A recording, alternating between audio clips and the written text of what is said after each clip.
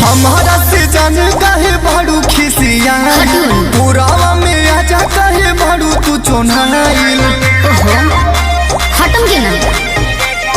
हमारा से जान काहे बाड़ू खिसिया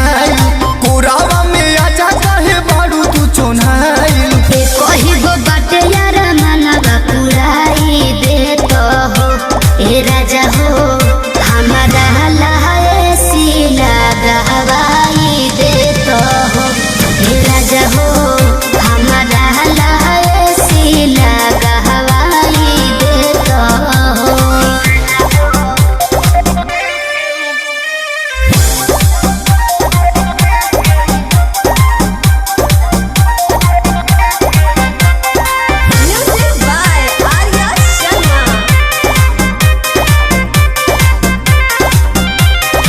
एक उपाय पैसा न बाटे रानी कहाँ से लाई बहो अच्छा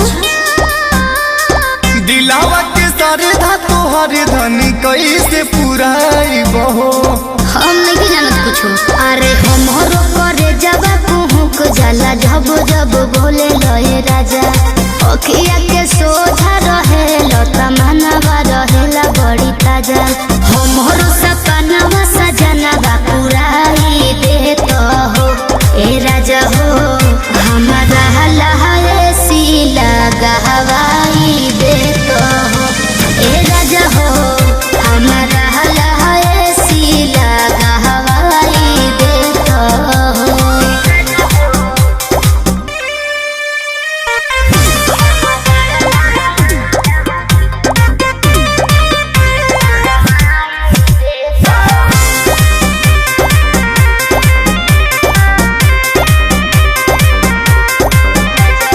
कही के नहीं हरावा तू अपना ला पैसा मंगाई हो अच्छा जहाँ के बजरिया से प्रेम प्रिया तू ले आई हो का अरे अपना सुगनिया से काहे ऐसे बोले लए राजा गोलू के संगे खाली रही के जखम कोई दिल ताजा रजनीगंधा फूलवा से घरवा सजाई दे तो हो ए राजा हो हमारा लाए से लगा आई दे तो